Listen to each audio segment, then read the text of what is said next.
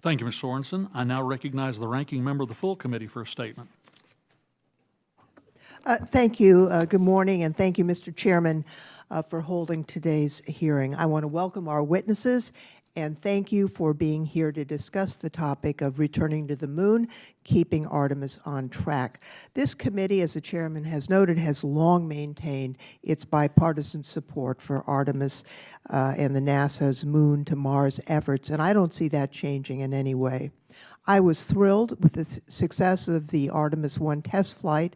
In my own state of California, NASA's Moon to Mars campaign supports 11,600 jobs and created an economic impact of $2.8 billion, according to NASA's 2021 Economic Impact Report.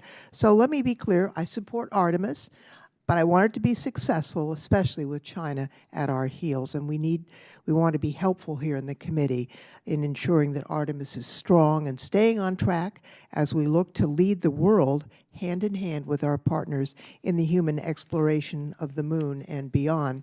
Now, sending people into space, let alone the moon, isn't easy. And NASA recently announced delays to the Artemis 2 and 3 missions. I have confidence in NASA's workforce and the decision to keep safety as a top priority.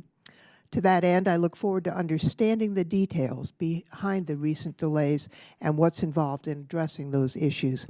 As the Artemis efforts continue, we as the authorizing committee must have our eyes wide open.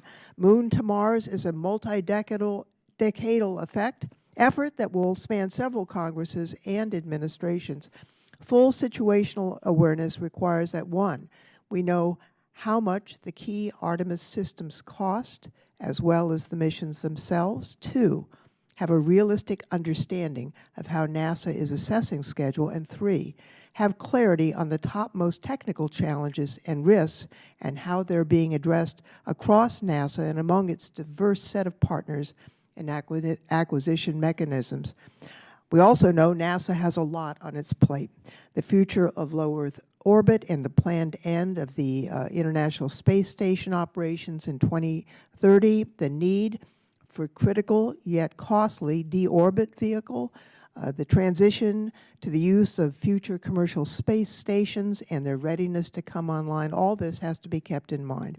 In addition, key considerations on the Mars sample return are on the horizon, and as we learned last week from NASA and NOAA's annual assessment of global temperature, we must continue to obtain the measurements and observations needed to understand and mitigate the impacts of climate crisis. In short, NASA is a multi-mission agency, and we can't lose sight of the benefits and challenges of a balanced portfolio. But supporting balance won't be made any easier by the dysfunctional appropriations process that I think threatens to undermine what we know is best for leading the world and growing our economy in a sustainable way, investments in R&D and innovations such as those at NASA.